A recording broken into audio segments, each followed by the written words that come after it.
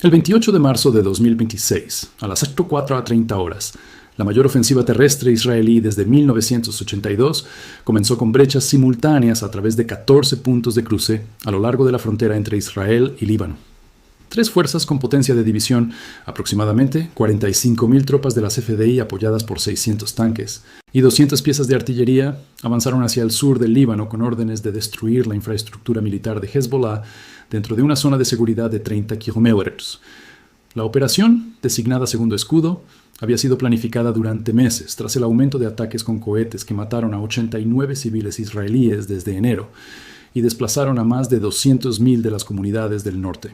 Lo que los planificadores anticiparon como una operación de 3 a 5 días para neutralizar las posiciones de Hezbollah se convirtió en 24 horas en el día de combate más sangriento que Israel había experimentado desde la guerra de Yom Kippur. A las 23:59 horas, 350 soldados israelíes habían muerto. Más de 800 resultaron heridos, y las fuerzas de invasión que habían avanzado con confianza esa mañana estaban luchando desesperadamente para mantener posiciones contra contraataques de Hezbollah, explotando cada ventaja que ofrecía en el terreno, la preparación y la motivación. La decisión de lanzar operaciones terrestres en Líbano había sido debatida dentro del liderazgo político y militar israelí durante semanas. Los ataques aéreos contra posiciones de Hezbollah habían estado en curso desde febrero, destruyendo lanzadores de cohetes, depósitos de armas e instalaciones de mando. Pero las evaluaciones de inteligencia indicaban que Hezbollah conservaba una capacidad sustancial, incluyendo un estimado de 80.000 cohetes y misiles, armas antitanque sofisticadas y posiciones defensivas bien fortificadas construidas específicamente para resistir una invasión terrestre israelí. El primer ministro Benjamin Netanyahu enfrentaba presión de socios de coalición que exigían una acción decisiva para detener el fuego de cohetes y de comandantes militares que advertían que las operaciones terrestres en Líbano serían costosas y complejas. La decisión de proceder llegó después de un bombardeo de cohetes particularmente mortal el 25 de marzo, que mató a 23 personas en Haifa, creando un imperativo político para una respuesta visible. El plan operativo requería un avance rápido para apoderarse de terreno clave, la destrucción de posiciones de Hezbollah dentro de la zona de seguridad y el establecimiento de posiciones fortificadas que pudieran mantenerse con fuerzas mientras la mayor parte de las tropas se retiraba. El plan asumía que Hezbollah resistiría, pero sería abrumado por la potencia de fuego y el entrenamiento israelí. Esa suposición resultó catastróficamente errónea. La invasión comenzó con un bombardeo de artillería a las 04:00 horas, 5.000 proyectiles impactando posiciones sospechosas de Hezbollah a lo largo de la región fronteriza. Siguieron ataques aéreos, con F-15 y F-16 golpeando objetivos identificados durante semanas de vigilancia. A las 04:30, las primeras unidades israelíes cruzaron la frontera. La 36ª División avanzó hacia la ciudad de Marun al-Ras, una posición estratégica que domina la frontera y que Hezbollah había fortificado extensamente. La brigada Golani se dirigió hacia Bint Jobel, una ciudad más grande que las fuerzas israelíes habían disputado durante la guerra de 2006, y unidades blindadas de la 7ª Brigada avanzaron hacia el norte en dirección al río Litani, intentando alcanzar posiciones desde las cuales pudieran interrumpir las rutas de suministro de Hezbollah. El progreso inicial fue rápido. A las 06:00 horas, las unidades israelíes habían avanzado de 3 a 5 kilómetros dentro del territorio libanés, encontrando resistencia limitada y reportando que los objetivos se estaban logrando antes de lo previsto. Los comandantes informaron optimismo. La inteligencia había sido precisa sobre las posiciones de Hezbollah. El apoyo aéreo era efectivo. La operación estaba procediendo según el plan. A las 06:47 horas, todo cambió. Una compañía completa de la 36ª División, avanzando a través de una zona agrícola al sur de Marun al-Ras, activó un enorme artefacto explosivo improvisado que Hezbollah había enterrado bajo un camino de tierra. La explosión, estimada en más de 500 kilos de explosivos, destruyó instantáneamente 3 tanques Merkava y 2 vehículos blindados de transporte de personal. 19 soldados murieron en la explosión inicial. Antes de que los sobrevivientes pudieran reaccionar, combatientes de Hezbollah emergieron de posiciones ocultas y atacaron con misiles antitanque y armas automáticas. La compañía, desorganizada y sufriendo bajas, pidió apoyo. El fuego de artillería fue dirigido a posiciones sospechosas de Hezbollah, pero los combatientes ya se habían retirado a sistemas de túneles que la inteligencia no había identificado o había evaluado como menos extensos de lo que realmente eran. A las 07:30 horas, la compañía había sufrido 34 bajas y se había visto obligada a retirarse, abandonando varios vehículos dañados que no podían ser recuperados bajo fuego. El patrón se repitió a lo largo del frente de invasión.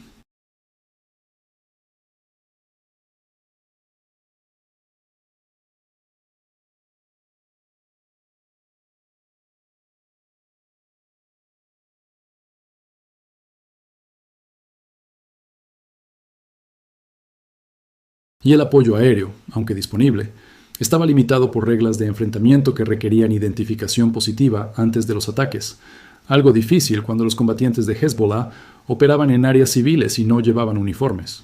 A las 09:00 los informes de bajas que llegaban al cuartel general del Comando Norte pintaban un panorama alarmante. Cada división involucrada en la invasión informaba de contactos significativos con fuerzas de Hezbollah. Las evaluaciones optimistas de la mañana temprano habían sido reemplazadas por solicitudes urgentes de evacuación médica, apoyo de artillería y ataques aéreos. El mayor general Yair Golan, comandante del Comando Norte, enfrentó una decisión. Podía ordenar a las unidades consolidar posiciones, aceptando que el rápido avance previsto en los planes operativos no era alcanzable frente a la resistencia encontrada. O podía comprometer reservas, empujando fuerzas adicionales hacia el Líbano para mantener el impulso. Golan eligió comprometer reservas. Elementos de la 98ª División, mantenidos como fuerza de explotación, recibieron órdenes de cruzar la frontera y apoyar a las unidades en contacto. La decisión reflejaba una doctrina que enfatizaba la acción ofensiva y la confianza en que fuerzas adicionales superarían la resistencia. Pero también significaba que más soldados israelíes estarían expuestos a las emboscadas y ataques con artefactos explosivos improvisados que ya estaban causando bajas devastadoras. La lucha por Bint Jbeil se convirtió en el combate más intenso del día. La brigada Golani, avanzando sobre la ciudad desde 3 direcciones, encontró defensores de Hezbollah que habían transformado el área en una fortaleza. Los edificios habían sido reforzados con concreto y acero. Búnkeres subterráneos conectados por túneles permitían a los combatientes moverse sin ser vistos. Los depósitos de armas habían sido colocados por toda la ciudad. Y Hezbollah había estudiado las tácticas israelíes de guerras anteriores, desarrollando contratácticas diseñadas específicamente para anular las ventajas israelíes. Cuando las unidades de Golani entraron en las afueras de Bint Jbeil a las 10:00, fueron atacadas por fuego coordinado desde múltiples posiciones. Misiles antitanque impactaron los vehículos de vanguardia. El fuego de ametralladoras barría las calles. Francotiradores apuntaban a soldados que intentaban desmontar de los vehículos. El comandante de la brigada, el coronel David Shapira, ordenó a sus unidades evitar la ciudad y continuar hacia objetivos más al norte, pero los combatientes de Hezbollah en Bint Jbeil continuaron atacando a las fuerzas israelíes, impidiendo la retirada y forzando el compromiso de unidades adicionales para suprimir el fuego y evacuar bajas. Al mediodía, la brigada Golani estaba involucrada en combate urbano en un área de 2 km² de Bint Jbeil. Escuadras de infantería luchaban de edificio en edificio, despejando habitaciones y avanzando entre escombros bajo fuego constante de defensores que conocían cada callejón y punto de observación. Ingenieros de combate intentaban abrir brechas en paredes para crear rutas cubiertas entre posiciones, pero artefactos explosivos improvisados ocultos en edificios mataron a equipos que intentaban demoliciones. Los cañones principales de los tanques disparaban a posiciones sospechosas de Hezbollah, destruyendo edificios, pero a menudo sin neutralizar a los combatientes que ya se habían movido a posiciones alternativas a través de túneles. Helicópteros de ataque proporcionaban apoyo, pero distinguir combatientes de Hezbollah de civiles en el caótico entorno urbano era casi imposible sin la guía de controladores en tierra, y muchos observadores avanzados habían sido muertos o heridos en los combates.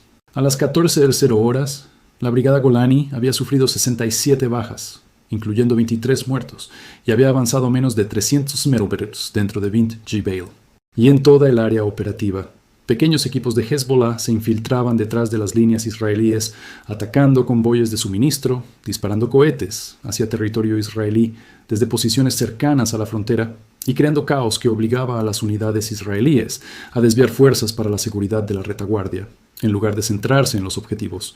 A las 16:00, el mayor general Golan convocó una conferencia de emergencia con los comandantes de división para evaluar la situación y determinar si continuar las operaciones o consolidar y reevaluar. Los informes eran uniformemente sombríos. Cada división estaba sufriendo bajas a ritmos que no eran sostenibles. La evacuación médica tenía dificultades para mantener el ritmo. El gasto de municiones, particularmente para los cañones principales de tanques y proyectiles de artillería, superaba las tasas planificadas porque los objetivos requerían múltiples enfrentamientos para ser destruidos. Y las evaluaciones de inteligencia sobre la fuerza de Hezbollah claramente habían sido incorrectas. En lugar de los 5.000 combatientes estimados que la inteligencia había previsto en la zona de invasión, las fuerzas israelíes estaban encontrando lo que los comandantes estimaban como 15.000 a 20.000 combatientes, lo que sugería que Hezbollah había reforzado fuertemente en anticipación de la invasión. Golan ordenó a las unidades detener el avance, consolidar posiciones y prepararse para una posible retirada si las tasas de bajas no disminuían.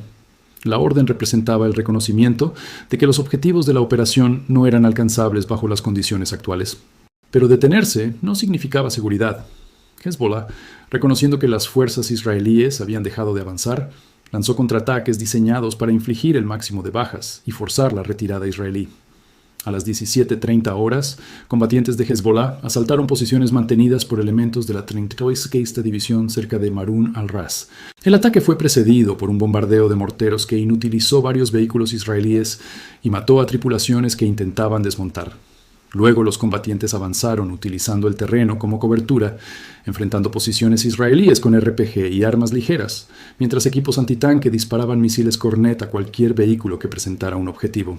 La unidad israelí, ya debilitada por las bajas de la mañana, luchó desesperadamente para mantener la posición. Se solicitó fuego de artillería en proximidad peligrosa, impactando dentro de 50 mm de las posiciones israelíes para romper el asalto de Hezbollah. Helicópteros de ataque enfrentaron a combatientes que podían identificar, pero las condiciones del crepúsculo dificultaban la identificación de objetivos, y los pilotos dudaban en disparar a blancos, que podrían ser soldados israelíes. La batalla duró 90 minutos. Cuando Hezbollah se retiró a las 19:00 horas, la unidad israelí había perdido otros 31 soldados muertos y 47 heridos.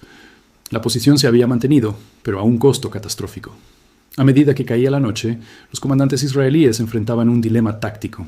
Operar de noche ofrecía algunas ventajas, particularmente para unidades equipadas con imágenes térmicas y visión nocturna, que Hezbollah en gran medida carecía. Pero la oscuridad también significaba un mayor riesgo de fuego amigo, mayor dificultad para evacuar heridos y una efectividad reducida del apoyo aéreo. La mayoría de las unidades establecieron posiciones defensivas y se prepararon para operaciones nocturnas, centradas en mantener el terreno en lugar de avanzar. Pero Hezbollah no estaba dispuesto a permitir que las fuerzas israelíes se consolidaran. Durante toda la noche, pequeños equipos sondearon posiciones israelíes, intentando identificar puntos débiles e infligir bajas mediante ataques de hostigamiento. Los centinelas israelíes, agotados por el combate de todo el día y traumatizados por las bajas que habían presenciado, disparaban a cualquier sonido o movimiento, gastando munición en objetivos que a menudo resultaban ser animales o sombras. El estrés de mantener la alerta durante la noche, sabiendo que combatientes de Hezbollah podrían estar acercándose desde cualquier dirección, degradó la efectividad de combate y contribuyó a una creciente tensión psicológica.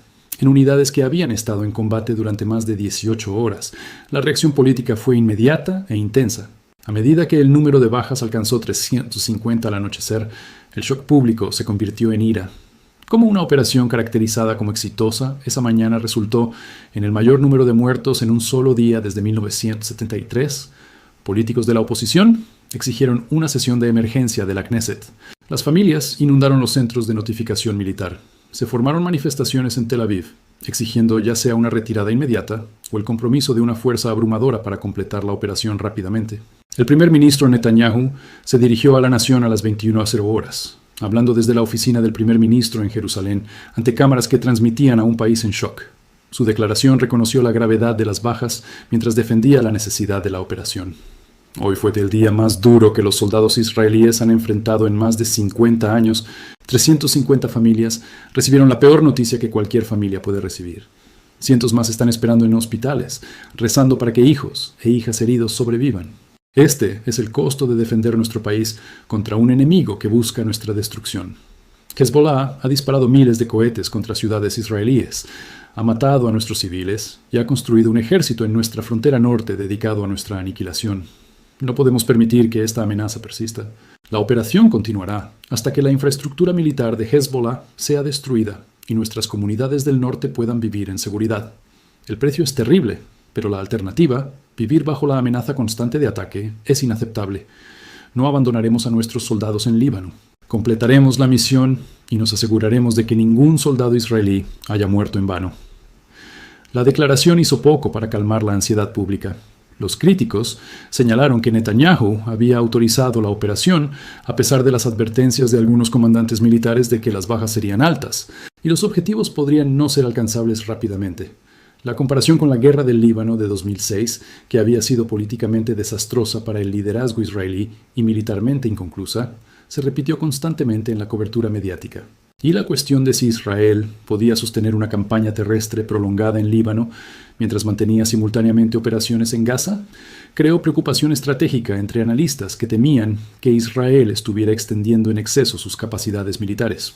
A la medianoche del 28 de marzo, las encuestas de opinión mostraban que el 62% de los israelíes apoyaban la operación en Líbano, pero el 58% creía que las bajas eran mayores de lo anticipado, y el 45% expresaba preocupación de que la operación careciera de objetivos claros y alcanzables. Para los soldados en Líbano, los debates políticos eran irrelevantes en comparación con la lucha inmediata por sobrevivir y cuidar a los compañeros heridos. El teniente David Levy, al mando de un pelotón de la brigada Golani, atrapado en Bint Jbeil, pasó la noche del 28 de marzo en un edificio parcialmente colapsado con 14 soldados, 3 de los cuales estaban heridos y necesitaban evacuación médica que no podía organizarse porque los helicópteros no podían aterrizar cerca de la posición. Más tarde describió la experiencia. No teníamos comida porque el convoy de suministro que se suponía que debía alcanzarnos había sido emboscado. Teníamos munición limitada porque habíamos gastado la mayor parte durante el día. Teníamos heridos que necesitaban cirugía que no podíamos proporcionar. Y cada hora más o menos, Hezbollah disparaba un RPG contra nuestro edificio para recordarnos que sabían que estábamos allí. La pregunta no era si completaríamos la misión, la pregunta era si sobreviviríamos hasta la mañana.